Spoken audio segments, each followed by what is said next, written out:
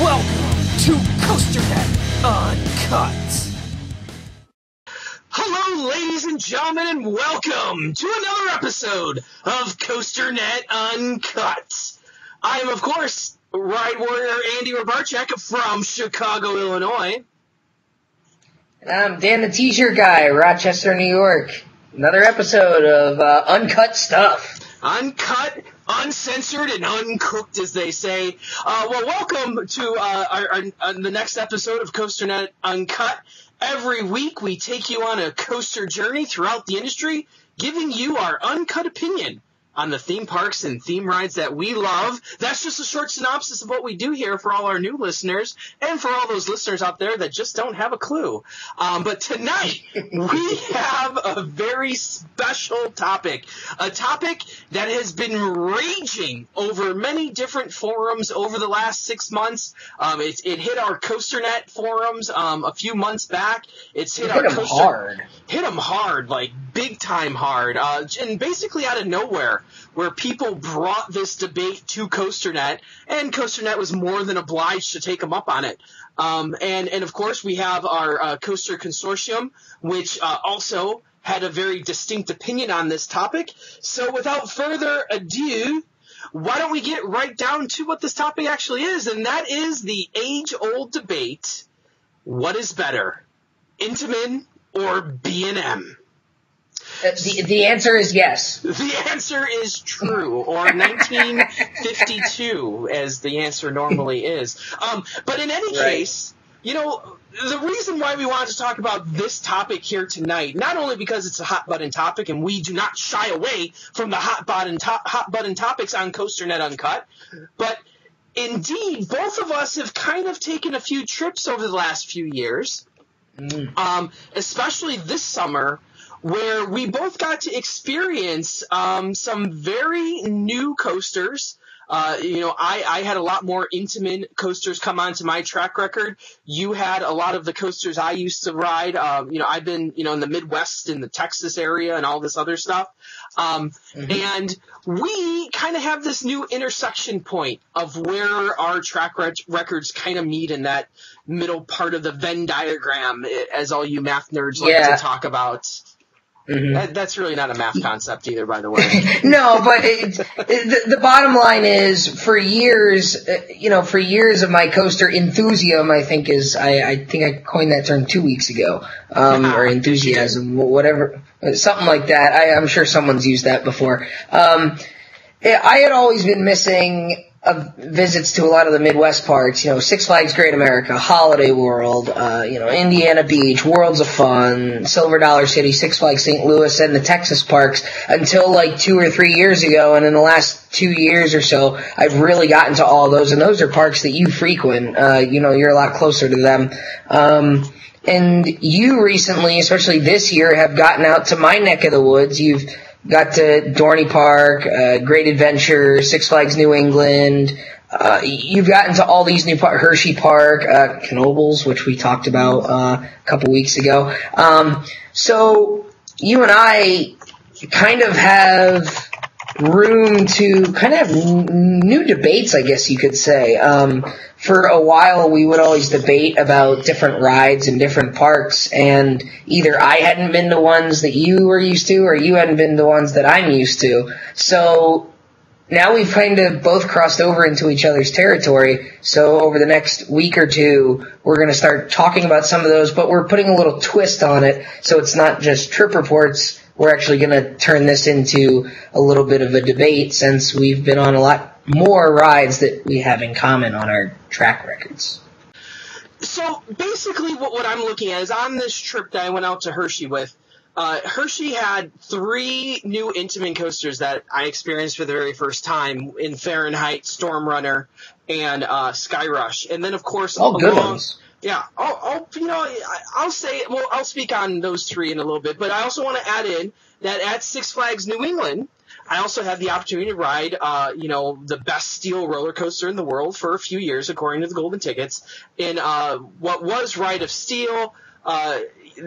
what was Ride of Steel is now Bizarro. So, I got all these new Intamin credits, and pretty much all the Intamin credits I've had up to this point were all pretty fantastic. Discounting your general impulse coasters, which I think is just a gimmick coaster that Intamin, does a lot of, which are usually still pretty good rides. For the most part, Intamin coasters have been far and above coasters that I can pretty much guarantee a spot on my top 30. Things like Millennium Force, Maverick, Cheetah Hunt. I missed out on I-305 down in down at King's Dominion, which was unfortunate. But I'm looking at Storm Runner, and Storm Runner was a very nice ride. I liked it a lot. Fahrenheit, I was not too thrilled by, to be honest with you. Fahrenheit will not crack my top 50. But Sky Rush, which is probably the headliner of this whole group, in my opinion, where many people have lambasted the ride over the years, have just completely torn it down, that it's uncomfortable, that it's this, it's that, or it's whatever. Now, keep in mind, I'm writing it in 2014, so all the modifications have already been made. And let me say that by far, it was one of the greatest roller coaster ride experiences of my life. Just far above and beyond, pretty much every other ride that I could talk about right now. Maverick is the only exception to that with Raptor. I'm a big Raptor fan, so I'm not gonna play down Raptor, the B&M classic. But Maverick, I still give the edge to Maverick. And let me also say that at Halloween this year, I went there and I had a night ride on Maverick that may have been the best ride I've ever had on the ride ever in my life. And I've ridden Maverick quite a few times in my journeys. Yeah. And I can pretty much hands down say that the ride I had on a Friday night a few weeks back was one of the best rides I've ever had on Maverick. But Sky Rush is neck and neck with that ride. And it's just, I just don't understand the people out there. If you want to talk about Intamin and you want to talk about Intamin's failures, there are plenty of books that can be written on that. I'm not discounting that. Sure. I was part of the whole Shoot the Rapids debacle back in 2009. I was part of the First Rider auction with that. So I am well aware of that debacle. I'm well aware of the issues that they've had with Maverick and the Heartline roll, and the issues they've had with Dragster for the entire first year. Now we have issues coming out at Busch Gardens with Falcon's Fury not opening for basically, till the end of the season.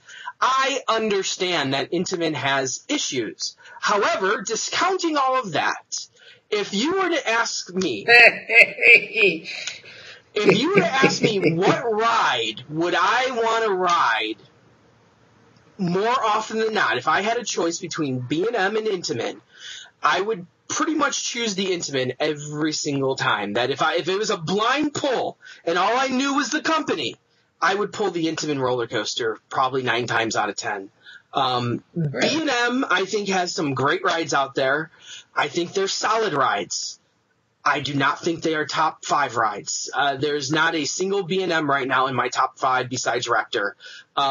The only B&M that you got to ride this year, and I'll throw it over to you at this point, is the only B&M I would put in that category is Goliath at Six Flags Over Georgia, because I think that is the only B&M coaster that really is above and beyond what I expect from what I come to expect from what I love in roller coasters. Right. Well, so I think when you kind of start with this debate, I think it comes down to a couple of things. And one of them has to be layout. Because if you want a completely unique layout, I think you've made this point before. B&M, what B&M does is their layouts are, unless it's like a Batman, your layouts are all different. But at the same time, they're very much based off of one another. If you look at the formula for a lot of their roller coasters, they are kind of the same in a way. I think you and I took at one point an image. I put together an image that showed the layout of all of the B&M hypercoasters.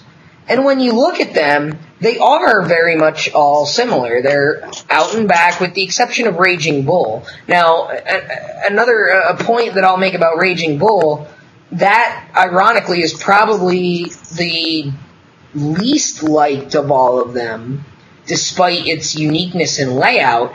And I wonder if that's not more due to the park just trimming the living hell out of it than anything else. A lot of Raging Bull's speed is lost through trim breaks early on in the ride, and I really believe when I rode Raging Bull last season that you needed to ride in the back seat to really get any sort of decent airtime because of the drop and going down the hills and the mid-course, but it just didn't have the oomph that most of the B&M coasters have, in my mind, at least the hyper coasters. Most of the B&M hypers have at least a couple spots on the train where you really get a little bit of oomph. Longtime readers of my blogs and, longtime friends of mine will know that I am an absolute Apollo's Chariot fanatic, and it seems like Apollo's Chariot is one of those that it's either your absolute favorite B&M hypercoaster or it's your absolute least favorite, and it didn't do anything for you. And I think that Apollo's Chariot, yeah, I know you, but I think that Apollo's Chariot in the very back row on the right edge, closest to the river on the third drop, I think that may be one of the best seats on any roller coaster in the world. In my opinion, I know you'll disagree with me, but I think that the airtime that came from a different era of B&M coasters when they were slightly more intense. I think we'll notice that B&M kind of had maybe a 8-year period from like 2000, 2001 to 2007 or so where they made a lot of good coasters, but there weren't any that were really breaking through, I guess you could say. Goliath is really the only exception to that because a lot of their hyper coasters were early. You had Apollo's Chariot, Raging Bull, Silver Star, Nitro. Those were all very early. And then you had Goliath in 06. And then after that, you saw Behemoth in 08, Diamondback in 09, Intimidator in 2010. And that's when B&M started, I think, to get back to what they were doing in the early to mid-90s that everyone loved and started building rides that were a bit more intense. Now you do like Diamondback, right? I mean, that's one of your closer parks. That's one that you do like pretty fondly, correct? Diamondback, and I'll say this about Diamondback, though. That in general, Diamondback started off as like my number 3 roller coaster on my list when I first rode it. But as I've added more stuff to my track record, what I find happening is that the B&Ms keep falling off more and more and more until I think Diamondback now is like maybe 9th or 10th on my list. That just other things just begin to supplant them. And when I ride things like Iron Rattler or like I said, Sky Rush, that those rides just I think are far superior because the airtime is more extreme. I am not afraid to say that I'm a big fan of ejector airtime. I like to be surprised on a roller coaster, and the thing about Diamondback that surprised me that really impressed me was for the first time I rode it, I sat in the back row, and that whip over the top of the lift hill was just something completely new. That was a completely new experience. Now, the rest of the ride is your typical, like you were saying, the typical out and back, which... Hill, turn, hill, hammerhead, hill, mid-course, hill, helix, hill. Yeah, it's just like you have your standard... It's the same formula. You have your standard, hills back, going out, coming back with some kind of little transition at the end that usually is a very different, per ride, but for the most part, it's the same general layout. And... to me, as I've ridden more B&Ms, it kind of puts a light on all of the B&Ms too. Like, I got to ride Nitro, and I've ridden Intimidator down at Carowinds. And the more and more you ride these things, the more and more I've just come to realize that they're so similar. And They are. Diamondback stands out. Diamondback stands out mostly because of the first drop. If it wasn't for the first drop, I don't think Diamondback would be – I don't think I would rank it as high as I do. And Intimidator kind of does the same thing, although I think Diamondback's equally as good in the front and back, whereas Intimidator I find to be very good in the back, but not so good in the front. Yes. Yes. Intimidator was very, at least on our trip a few weeks ago, we all agreed that the back was by far the better seat. The front seemed very lackluster for us. Diamondback is good in the front and excellent in the back. I always joke that it's not called Diamond Front.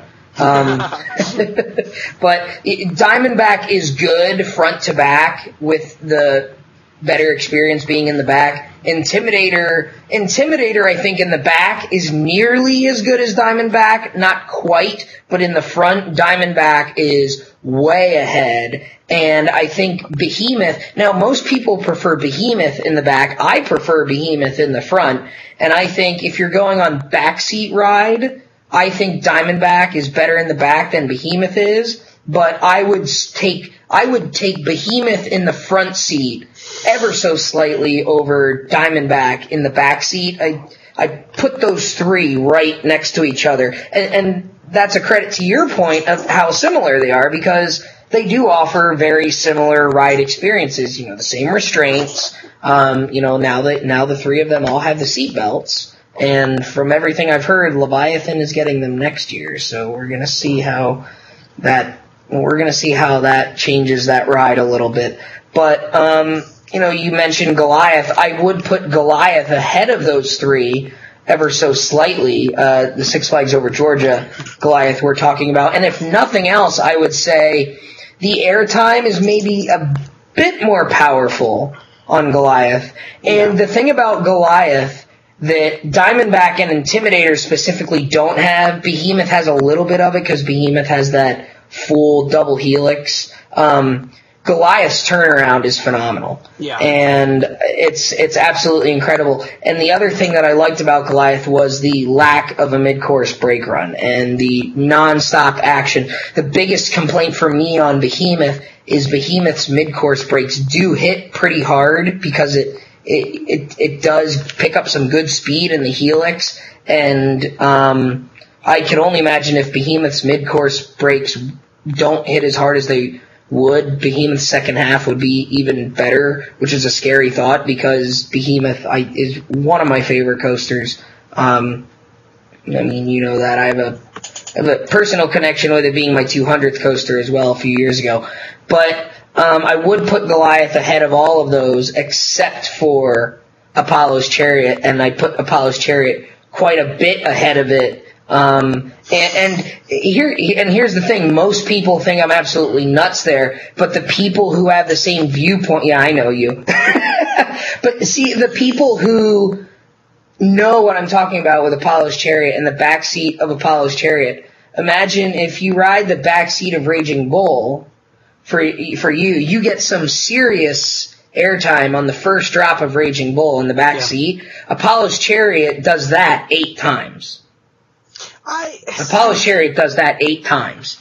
And I think, and even the mid-course of Apollo's Chariot has never hit very hard. And what I love about Apollo's Chariot is, first of all, the pre-drop. I think even though that was designed for more of a mechanical reason than a thrilling reason, I think the pre-drop is probably, that first drop makes all the difference, especially in the back row, because you've got a first drop that otherwise would be pretty similar to any of the others. Nitro doesn't have the pre-drop, and consequently, the first drop of Nitro is not nearly as good as Apollo's Chariots, I don't think. The other thing I love about Apollo's Chariot is the bit of terrain ride that the terrain aspect of it takes in the second half. You go off the mid-course and you do like a 40-foot drop, and it's not that big, and you go over a small bunny hill, but then there's a 70-foot drop on the other side of that, and then you go into your overbank, and then you do another turn, and then you have an actual double down which is unbelievable, especially at night when after it's warmed up. And that's another debate about how rides differ so much at night. But there's something about Apollo's Chariot that I've always loved, and maybe it's because I rode it early on in my coaster career, I guess you could say, but I have always loved Apollo's Chariot, and, I always put it right next to Manta as my favorite B&M. Well, it's funny that you say that, because I actually rode Apollo's Chariot early on in my coaster career, too, where before I even started going to other parks, one of the parks I went to as a kid with my family, not a kid, but as a teenager, was Busch Gardens, Williamsburg. So, I was there, when Big Bad Wolf was still there. I was there when they still had the Wild Mouse, down there. And I rode Apollo's Chariot, and even after getting off of it, at that point, I was like, no, this isn't as good as other stuff I've done. Like, even at that point, even when I had like 30 credits maybe, Apollo's Chariot was not like one of those things that like, oh my God, I got to ride Apollo's Chariot again. It just never, and when I rode it again last year, when I went out to meet up with Dwayne and Daniel, and I rode it last year, and it did nothing for me. It did nothing for me. I can't believe that. And I think, because, I'm going to post a vlog about this later on too, but, this weekend I did a little charity event at Six Flags Great America, and I got the opportunity to ride Raging Bull about 13 times in about 2 hours, probably about 10 times. Oh yeah, how was that? It was a lot of fun. It was a great event for, the Special Olympics of Illinois. And, they gave us 2 hours ERT on Raging Bull. So I got about 13 rides in because I wanted to go get some breakfast, and it broke down for a little bit. But anywho, I feel like I got to know the coaster a lot, and I got to understand because, before I've only ridden Raging Bull a few times, and I kind of identified what the problems were, and you've already said that the problems are the brakes. And it's not so much the brakes, but the first drop, like you said, is amazing. It's a great first drop on Raging Bull. And the pre-drop helps because it takes you out of your seat, especially in the back. Exactly. But what I found with the other drops during the ride are, it's not so much floater air. Because people always talk about floater air with B&M, but Raging Bull's not floater air. It's actually you're out of your seat and you're dropping air. It's almost like a drop tower experience where you're not sitting in your seat. Like, you don't get the pop when you're going over the lift. It's more so when you're coming down the hill that it feels like you're in a free fall almost. And the same thing on the first hill. But on Raging Bull, you do the first drop, you do a little turnaround, and then you come up to the first little bunny hill, and they hit the brakes real hard on it. And it just kills the next two elements, which are basically two turns that go real slow, almost scary slow, that you feel like you're going to fall out slow. Kind of like the I agree. Kind of like the Magic Mountain and the Goliath, helix there, where you're almost hanging and it's uncomfortably slow. And both those turnarounds do that, and then you hit a mid-course brake run, and at that point you're saying to yourself, boy, I wish I could go even slower right now, and they make you go slower. I'm being sarcastic. But the second half of the ride is really, really great. The twister part of it, where you're really moving around low to the ground. There is a straightaway section with a little brake hit on it, and for all 13 rides, those brakes were completely off. So we were flying around the second half. I didn't hit those at all. Last year when I was there, those brakes weren't on either. I'm actually going to get a piece of paper here because I want to draw something for you. And you can keep talking. I still have my headphones in. I just want to draw something for you here to kind of illustrate one of my earlier points, but you can keep going. So, like I was saying, For Apollo's Chariot, for some reason, it just didn't do anything for me. Where Raging Bull, still, it's not going to break my top 50. I think there's great elements on it. I would love to get actually a ride on it without that little brake run. But, even with that, those two turnarounds, going into the mid-course just don't seem all that exciting. However, I would love to see B&M take the twister concept and modernize it and really make it a little bit more extreme, because I think there's something there, and I think you have elements that Intamin eventually did with Maverick, that low to the ground turning, and obviously they continue to do it on rides like I-305. I really think that those are things that B&M should start doing more, and I just don't see them doing it. Everything's shooting towards the middle with them, and I would just love to see B&M just do a knockdown drag out ride, and maybe Fury's that ride. I don't know. I've not ridden Leviathan. Yeah, it could be. But nobody's really told me that Leviathan is out of this world amazing. Like, the people who like Skyrush and Maverick and Millennium, those people have not gone on Leviathan and said, oh yeah, this is the B&M version of that. I haven't really heard that from people. People say it's a great ride. You say it's like Millennium. You say it's a Millennium clone, but here's you're going to make the point that Millennium's kind of tame, and it really is. Millennium is almost the B&M of Intamin's, if you want to look at it like that. Yeah. Well, here's the thing. You mentioned a couple rides here. I'll rattle off my top 10 here on my steel list as I currently have them. I have Manta 1, and that's another thing that it sounds like we may not get the touch on that a whole lot. So maybe I'll bring that up real quick before we get back to that. But would you agree at least that B&M has a little bit more variety in terms of style, or at least ride vehicle? Because when you look up, you have stand-up, you have floorless, you have sit-down, you have invert, you have the dive coaster, you have the flying coaster, you have the wing coaster now, which essentially Intamin has only done, I guess, 2 wing coasters. They had Furious Baco, which was the original, and then they did Skyrush, where it's like, oh, we can just bolt a seat on each side of the thing. I mean, to call that a wing coaster, it's not. It's really not. It's really not. It's actually very similar to a B&M floorless coaster that just has a lap bar. I think it's even more similar to your Diamondback coaster, like your stadium seating and your staggered. Yeah, seating. That's a good point too, because on the B&M coasters you'll notice at least take away Kumba, Hulk, the Led Zeppelin Time Machine ride that's being moved, and then Dragon Con. There are 5 B&M normal sit-downs. Those 4, and then Wildfire. And the difference between Wildfire and the other 4 is Wildfire used a different type of carriage and a different type of seat. On the other ones, Hulk, Time Machine, Dragon Con,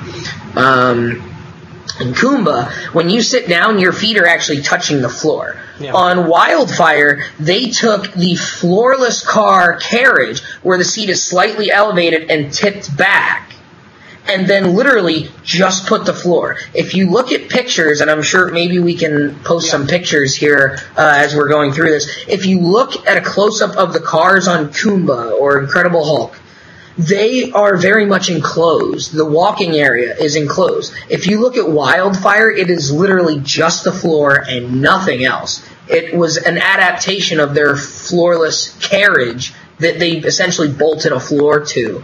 So, knowing that, the fact that if your feet don't touch the floor on Wildfire because you're using that seat, so to have the floor there, to not have the floor there, okay, big deal. That's how Skyrush is. Your feet really aren't touching the floor, especially if you're on those wing seats. So it doesn't really feel like it has a floor anyways.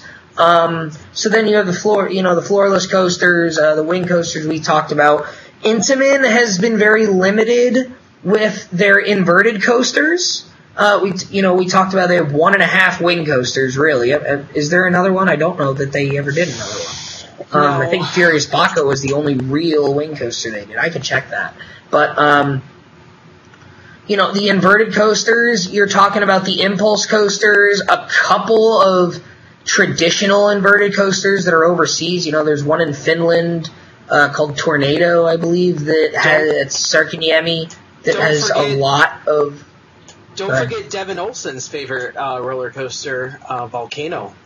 People. Well, yeah, and that's where I was going. Yeah. That's where I was going with that. You have the impulse coasters, and then you have a couple of traditional ones that get some decent accolades overseas, and then you kind of have a mix of the two. You have the complete circuit impulse coaster in Volcano, which is a favorite of the East Coasters here, and actually does very well in a lot of roller coaster polls. It's not the longest ride, it's not the most intense ride, but it's a really fun ride, and that's how I would maybe go to Millennium Force, how maybe it's not the most intense, maybe it's not the most forceful, but in terms of being a fun ride, there's some good speed on it.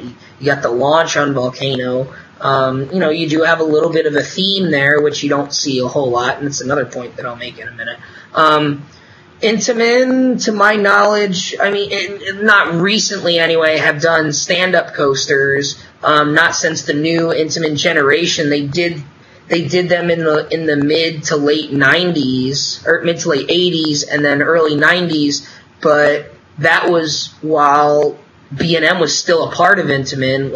If you look at, it's sitting across the road from Darien Lake right now. Batman: The Escape. It was the one that was at Astro World. That was an Intamin product that was heavily influenced by B&M people. That one used to be like Shockwave at Magic Mountain. It was at Great Adventure for a while. Le Cobra at La Ronde in Montreal is an Intamin stand-up coaster. There's a couple of them. There's not very many. Shockwave at Drayton Manor in the UK is another one. The only stand-up coaster in the world with the 0G roll, by the way. So, well, I would say, you see where I'm going with that, though. Yeah, you're trying to make the point that B&M has more variety, and I don't know if I would call it variety. I would almost call it more gimmicks than variety. That I actually think Intamin has. Are they gimmicks though? Oh, absolutely, they're gimmicks. Like the dive coaster, the invert coaster, the stand-up coaster, the wing coaster. Now it's all gimmicks. The stand-up coaster, yeah, the stand-up coaster. I'll call that a gimmick any day of the week. But I'm not going to say that gimmicks are bad either. If you're a wrestling fan, Undertaker is one of the best gimmicks ever created. He's one of the best wrestlers ever, and it's a gimmick. So I'm not saying that gimmicks equal bad, but at the end of the day, they're gimmicks. They're just different takes on what can we have the people do different.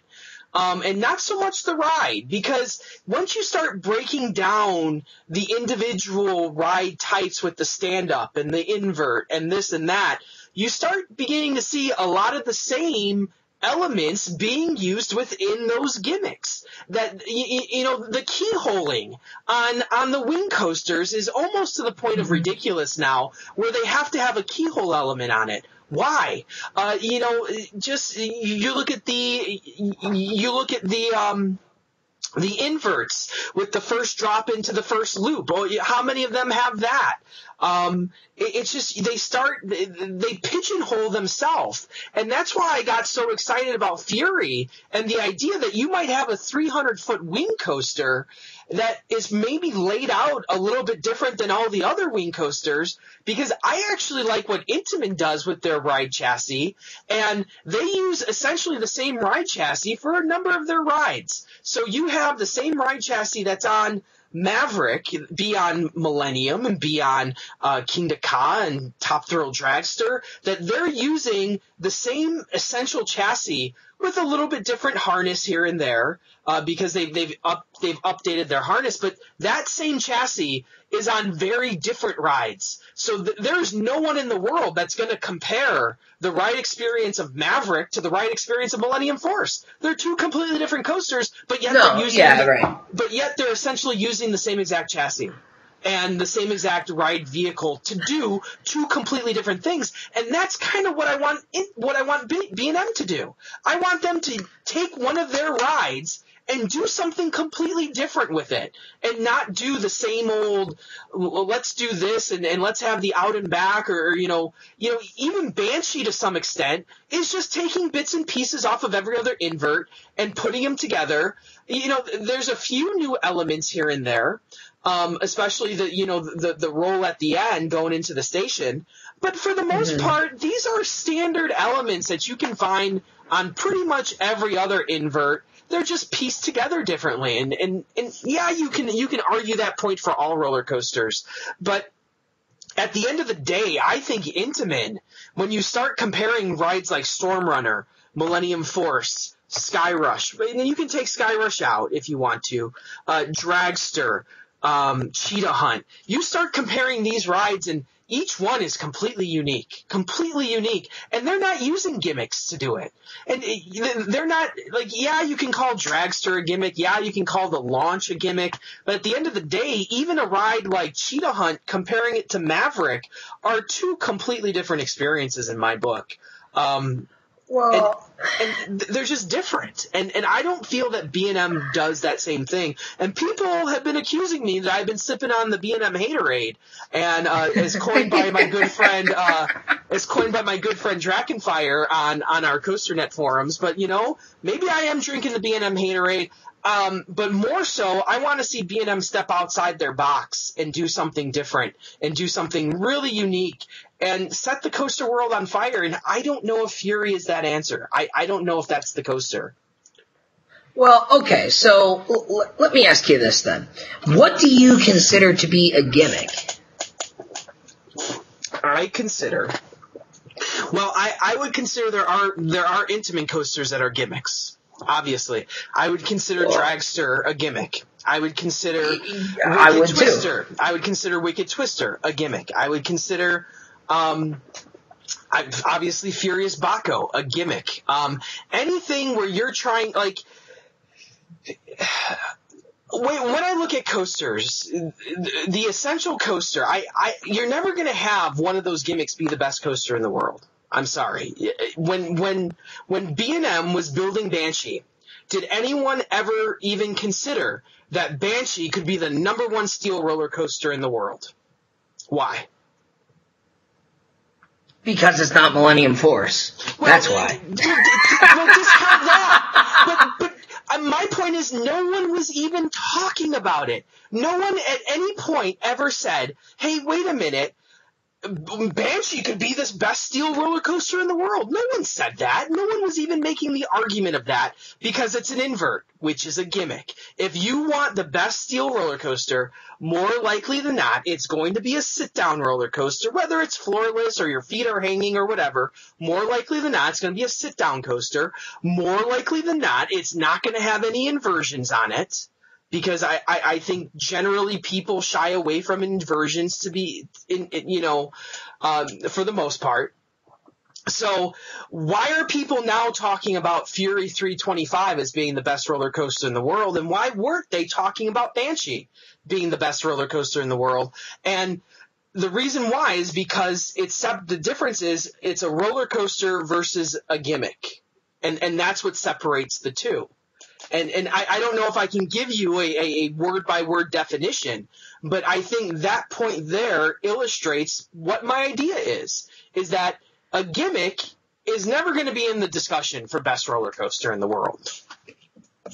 Well, and was it you that said a few weeks ago that you wish Fury would have been a 300-foot wing coaster? Yeah, I do. So where does that? So say you said that you would be first in line for that, and if it was a 300-foot wing coaster, so does that not cross over into the realm of gimmick then? If they're essentially taking a big ass roller coaster and just sticking wing trains on it, like if they took Goliath at Six Flags Over Georgia and said, hey, we're going to put wing coasters on it. Is that not like the ultimate definition of a gimmick? I'm not discounting that. But I do think that if these gimmick coasters are ever going to be in the discussion, of best roller coaster, you would have to do something like that. That you need to, if you put a wing coaster on Fury's layout right now, I think there might be a few people in the world that might entertain the idea that, hey, wait a minute, maybe this is a number one steel roller coaster. I don't think would anyone make the argument that Gatekeeper or X-Flight or any of the wing coasters out there would even be close? How about any of the inverts? I can't think of any single gimmick coaster that I think would be ranked number one besides myself ranking Raptor as number one. Who like you ranked Manta as number one, but do you ever think that the entire enthusiast community would ever get behind that idea? Even if every single enthusiast rode Manta, Manta's never going to be number one on any consensus list. No, it's not. It's just not. And I think the wing coaster, though, is the closest gimmick.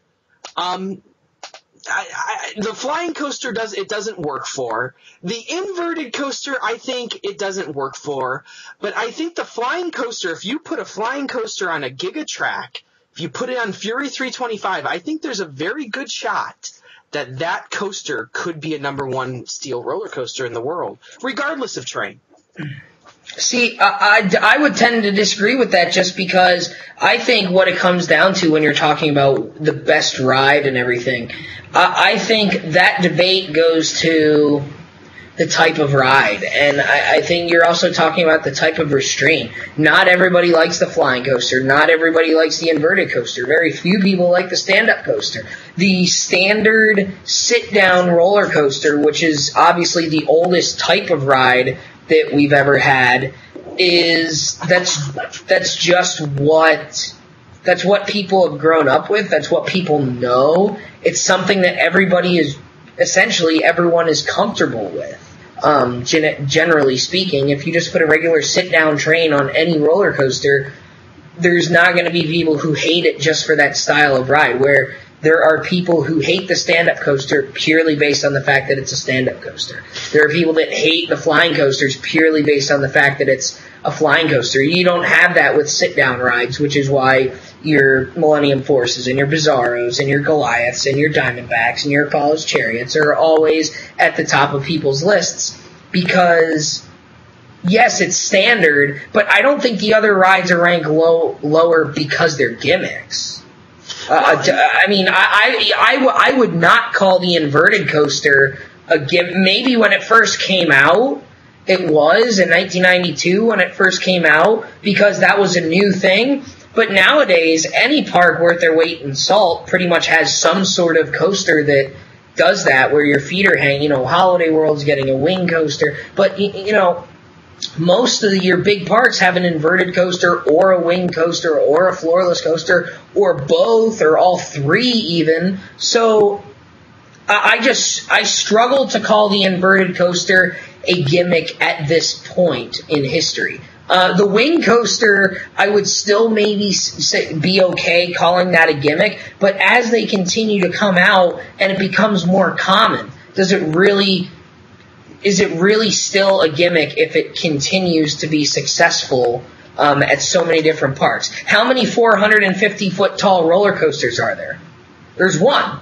And I would call Kingda Ka a gimmick from the day it started until today. It's a one-trick pony. That's all it does. It's a speed and height gimmick. Top Thrill Dragster was the same way. I mean, you have rides that are clones of that are half the size, and it's like, okay, what's so great about this? Because they're not great rides. It's the height and speed gimmick that makes them great rides, and why a ride like Top Thrill Dragster continues to be highly ranked, even though it doesn't have any meat to it. It literally is a one-trick pony. So I have a hard time calling any of the inverted coasters, any of the sit-downs, any of the floorless coasters gimmicks at this point. When they came out, I would say yes, they were. But with the success of them, I would have to say that they're not at this point. The wing coaster, I think, is going down that road of no longer becoming a gimmick, I would think. Well, I think my main point is I think the wing coaster has the best opportunity that we've seen thus far And maybe you could argue the floorless coaster, too, had an opportunity at one point. But the wing coaster, I really believe, has the best opportunity to make that transition from just being a gimmick to being in the discussion for a best ride, because it still has the sit-down element that people like. If you took away the inversions from it, the harness is pretty comfortable. There's nothing really objectionable to the sit-down or to the ring coaster as compared to the sit-down coaster. It's essentially the same thing. You're just off the center of the track. And I think being off the center of the track gives you a much better ride experience having nothing above or below you. I just think it's a great ride experience to have. It's marrying what you get on a traditional floored coaster with what you get on an inverted coaster. And I think if you took that concept and moved it into what can we do to make this a giga, what can we do to make this a truly, if we just put it on Fury, as I keep saying, that transition is going to be there. The only thing I would argue that you might have is you might have a cut down on the airtime because of the vests and because of the weighted vest that you have. But if you're not doing inversions, might you be able to find a different harness or a different restraint that doesn't force you to have the vest? Well, I would think that it's just doing what Skyrush does, right? Yeah, or just taking the vest off of the ride. So imagine a wing coaster train, and you simply just take the vest off of it, and you have the lap bar over you. You put some. You can even still have the bars out here. You can here. still have the bars on there, and essentially you still have the same exact harness, but you've taken away the thing that's killing all the airtime, and the reason why that's there is because it's going upside down. If you take the inversions away, then you don't need the vest, and now you can.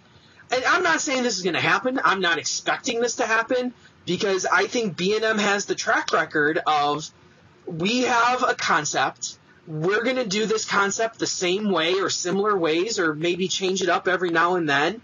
And it's going to remain that concept, that essentially the inverted concept has not changed since 1992.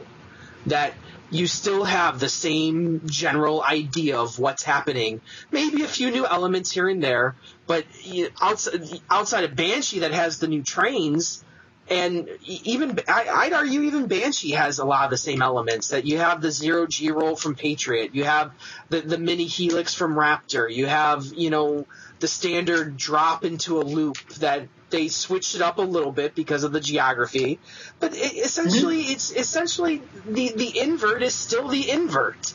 You don't go to a park thinking that you're going to have a vastly different invert versus you don't have a Millennium Force or Maverick difference in inverts. That those are two completely different rides. You don't have that with inverts. Where's the low-lying invert that just does all the banks around the ground and doesn't really go up very high, that does a steep drop? Where's all the flying coasters that do greatly different things? That essentially they're all doing the same stuff, that they have a style, they do the same thing. And that's where my problem with B&M is, for the most part, is that they get a concept and they stray a little bit from that concept, but at the end of the day, they're still nearer that concept than they are somewhere else. Whereas Intamin will completely blow up the concept and say, what can we do new? And sometimes they fall flat on their face, and maybe Fahrenheit's that, because I was not a big fan of that at all. No, Fahrenheit is an average roller coaster. Yeah, and you go at Storm Runner, and Storm Runners, I would put it as above average, probably in my my 30, lower 30, top 40 range. But then you look at like Accelerator, and Accelerator marries some concepts there too, where they took your standard launch with your top hat and put a few zigzags at the end or whatever. And that's a fine roller coaster out at Knott's Berry. And I kind of want to throw it to you, and maybe we get to some of the comments here. But I just don't see the people who are supporting B&M. I don't understand why they're supporting B&M over Intamin.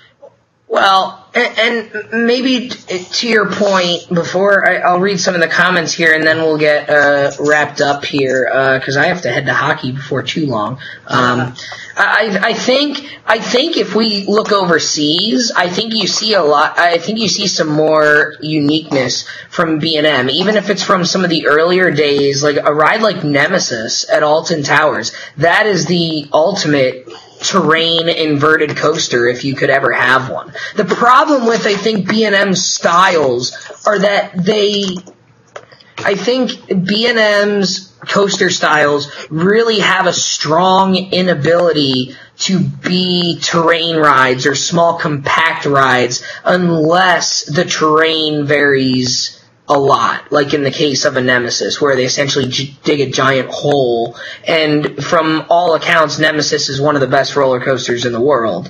And I don't know, I haven't ridden it. But most people who are over there say that Nemesis is their favorite coaster in England. And, that's saying a lot. There's a lot of good roller coasters over there. And then you look at the original wing coaster that B&M did, Raptor at Gardaland in Italy. That has like 3 or 4 fly-throughs. And you mentioned the fly-through thing of the wing coaster. I really think the wing coaster is kind of the opportunity to make rides a bit more highly themed. I mean, discount Disney and Universal for a second. When you go to a thrill park, like a Busch Gardens or a SeaWorld or like a Silver Dollar City, once you leave the station, you're on a roller coaster, but there's some sort of loose theme around it. Same thing with Banshee. Once you leave the station, you're on a roller coaster. But the wing coaster has kind of allowed that line to be a little bit blurred. You see it with Thunderbird where, okay, you fly through a barn, and how much theming is that really? But it's a little bit. You see it with X-Flight, you go through the control tower, and Raptor at Gardaland. You look at some pictures on, like, Roller Coaster Database, for example, there are some phenomenal pictures of that ride going through different stuff that it's just not... It just doesn't do anything for the ride if it's on a different style, whereas the wing coaster, okay, maybe it's a little bit of a gimmick, but that gimmick allows it to add, like, whatever the formula in Roller Coaster Tycoon was, where you put trees close to the track, it makes the excitement rating higher. That's what the wing coaster has allowed us to do artificially, almost. It's allowed us to make a ride better by maybe having some more near misses and fly-throughs, and I think the best wing coasters will do that. Wild Eagle is more of a naturally themed coaster than anything else. It doesn't have any deliberate man-made fly-throughs. Still a great roller coaster. The location is great, and you are in the woods, essentially on the top of a mountain, so it's fitting. But I just think that while B&M, you can see the similarities in a lot of their layouts and a lot of their elements, I really think that it's just, if you were to, you said it at the start, and I'll end it with it here before I read a few of the comments. If you were to take any B&M coaster out of a hat and any Intamin coaster, I'll probably take the B&M coaster, not knowing which the ride was going to be. My top 10 here: Manta, Apollo's Chariot, 1, 2. After that, I go Bizarro, Maverick, Skyrush, Intimidator, 305. I go 4 Intamins. But then after that, it's a load of B&Ms. You go Leviathan, Banshee, Goliath, Behemoth, Diamondback, Intimidator, New Texas Giant, Nitro. Then I go to Montu. The next Intamin coaster, I have some arrows like Desperado and Magnum in there. I have X2 in there. Iron Rattler, Alpengeist, Tatsu, Gatekeeper. The next Intamin coaster that I get to is when I get down to the likes of Top Thrill Dragster and Cheetah Hunt. So, generally speaking, after you have those 4 top Intamins, you have a crapload of B&Ms on my list before I hit another pack of Intamin coasters. So I think generally speaking, for me, I prefer B&M. I prefer the comfort in general, I think, is a little bit better depending on the ride. Something that we didn't even discuss is the reliability. I don't think anybody would really debate that Intamin has a better reliability. I don't think there's much to debate on that. B&M, I think, has the better reliability by far, but that's more from the park management perspective. Put that aside. For, just from an enthusiast perspective, if you want the intense ride nature, in general, you'll probably prefer Intamin, but at the same time, I think that there's plenty of B&M coasters out there that are intense enough for my liking and are what I like. So, it's a pick your, and again, they both make fantastic rides. They're, I think by far, maybe they get some competition with Rocky Mountain, but up until 2 years ago, they really have been the best two steel coaster manufacturers for a decade and a half. And you know what? The sentiment that you just expressed there is a sentiment that I see a lot. And I can't find – there are so many responses to this topic. I don't know if I'm ever going to be able to find anything in here. But a lot of people say that, and I'm not going to – if you look at my top 20 list too, and I think you're going to see a lot of what you just said as well, is that my top rides are all Intamin. If you look at my top 5, they're all populated by Intamin. But you start – after those, then the B&M starts showing up. And then you see, the next level of Intamins falling in under those. And I think – I think that's an opinion that I've seen a lot where I've seen people say on here that, I love Intamin, but my favorite ride, or I love B&M, but my favorite ride's an Intamin. That my number one ride. Yeah, I think you see that a lot. And I think that what that's saying is that when Intamin does something really well, that there's no one that can touch them. And, when they don't do things well, that's when things get a little dicey. And I think we've gone over a lot of those examples tonight too. If you want to read any of these comments here, oh my goodness, there are so many I have comments. them up right here. Yeah, I have them up here. So we had actually a lot of people just within the last hour or so comment on this. We basically just asked B&M or Intamin and why. Brian V, he's out there in Arizona. He's a West Coaster for us. He says Intamin tends to be more innovative. B&M has a near perfect safety record. He hasn't been on a ton of Intamins, so he's kind of has a skewed viewpoint, but he leans towards B&M because of their flying coasters, and maybe that's a sentiment that I can compare to. I'm a Manta fan. He has Tatsu out there. Now, I like Tatsu a lot. I do like Manta better, but I can understand that viewpoint. Ethan, our buddy from up there in Michigan, he said that he hasn't been on a lot of Intamins. He's been on a lot more B&Ms. He's only ever been on one B&M coaster that disappointed him. He's been on 2 Intamins that disappointed him, but he's been on a lot more B&Ms. So it sounds like maybe he's leaning B&M there. Brian B. Yeah, go ahead. My hot guy, Brian Biachetti. Brian B. Yeah, go ahead. He might be on a show coming up pretty soon. He says he got to experience this summer. I met up with him out at Kings Island at our hotel. We were staying in the same hotel and we didn't even know it. But he got a chance to ride, a lot of the Intamin classics like Millennium Force, Maverick. He also got a chance to ride Bizarro, and he says that they're more forceful. That he's a big fan of the Intamins, and it gets into that question of, well, what's too forceful? And I think that's where Intamin has a lot of detractors out there that people out there have said that.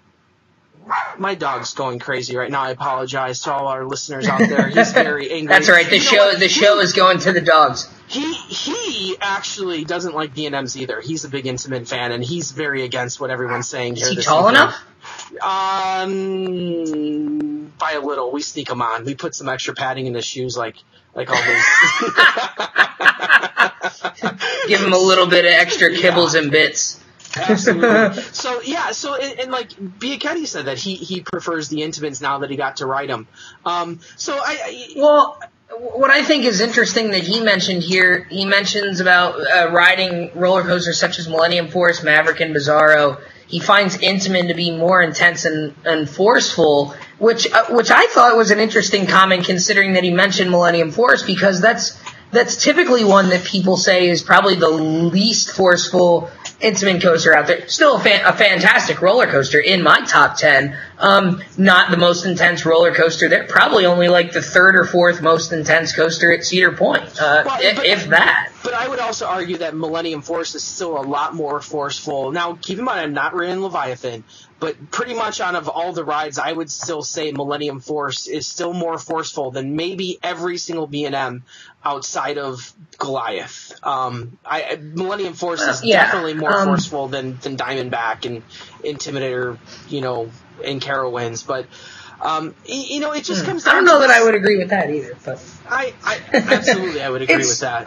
I think, yeah, well, definitely. If you're gonna, I guess, really, I wish there were more people that have ridden Leviathan and Millennium Force, because the layouts are almost exactly the same in terms of elements, and I really think that if you're going to compare the two, I rank them right next to each other. I give a little bit of the nod to, see, I don't even know, it could change based on the day. I think sitting here right now, well, and I've ridden Leviathan more recently, so maybe right now I would give the nod to Leviathan. My sister, actually, I was talking to her a couple weeks ago after we went up to Canada's Wonderland, and she has Leviathan as her new number one. So maybe next year, me and you might be able to get up to Canada's Wonderland for a great little event called Coasting for Kids, and maybe we might. Yeah, we might be able to swing that. Might be able to swing that for some time. Yeah. Oh man, look at the dogs here. Get out of here. Oh, B&M lover. My Aunt Sue was on here. She said that she prefers B&M as well. She thinks B&M does the best airtime, the floater air. Well, Acers. She's a Manta fan as well. Acers do tend to trend a little older, so.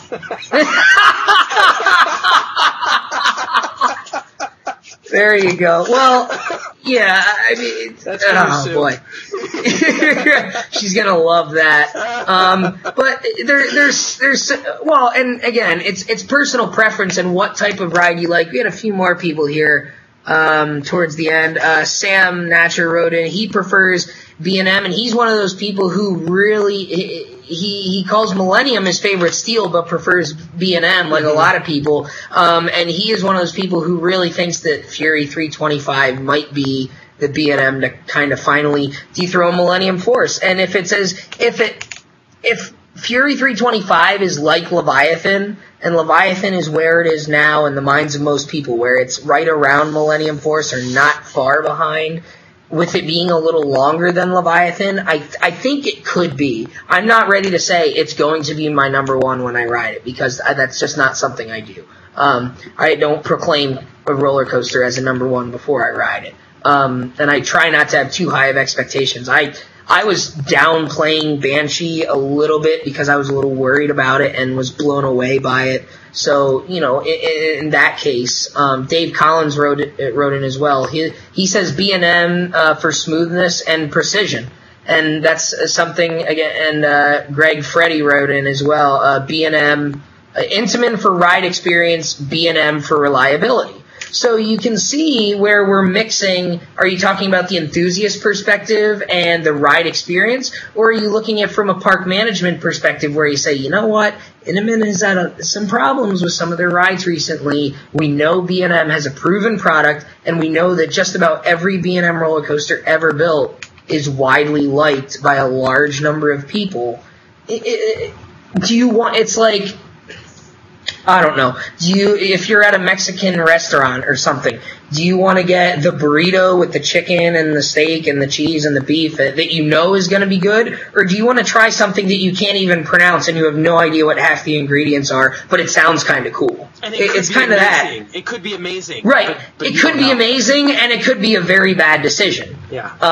And maybe it's amazing at the time, but it's a bad decision later on. Or maybe it's a bad decision early on, but then you're like, oh, okay, it wasn't that bad. I don't even know. But so I think that's what you got to compare it to. And I feel like there's still a lot of stuff. There's been so many changes and here's my little drawing that I made earlier. The reason that I think Apollo's Chariot has the better airtime, you see, so you got parabolas right here, right? And this is the shape of your typical airtime hill. right here is what you see on some of the newer ones, like Diamondback, and you see this nice little curve here. Apollo's Cherry, you can visibly see that its airtime hills have a little bit of a sharper point to it, have a little bit of a sharper apex to it. And that is very evident from the parking lot when you first pull in. And I think that's why the airtime on Apollo's Cherry, at least in the back seat, in my view, is better than most of the other B&Ms. I wanted to show off my handy skills here. My drawing there. Right, exactly. So, and that's the engineering side of me getting into it there. I feel like there's still a lot of stuff that hasn't been said, so I think we're going to have to make this a topic for a future show again at some point, maybe not in the not too distant future. Well, to be honest, I'm all out of B&M Haterade right now, so I'm almost out of my Canada's Wonderland sponsored water. So I guess we will have to end it there tonight. Hopefully, once again, if you guys have any extra comments, feel free to send them in, because I don't think that this is a debate that's quite over just yet. I don't think it's ever going to be over. No. But I don't think it's over for our show either. I think we're going to get... No, we're coming back to this. Another episode out of this one. So, but tonight we have come to a close. So, as always, I'm Andrew Barczyk from Chicago, Illinois. And I'm Danny Miller off to hockey practice in Rochester, New York. And as always, ride on, Ride Warriors. See you next time.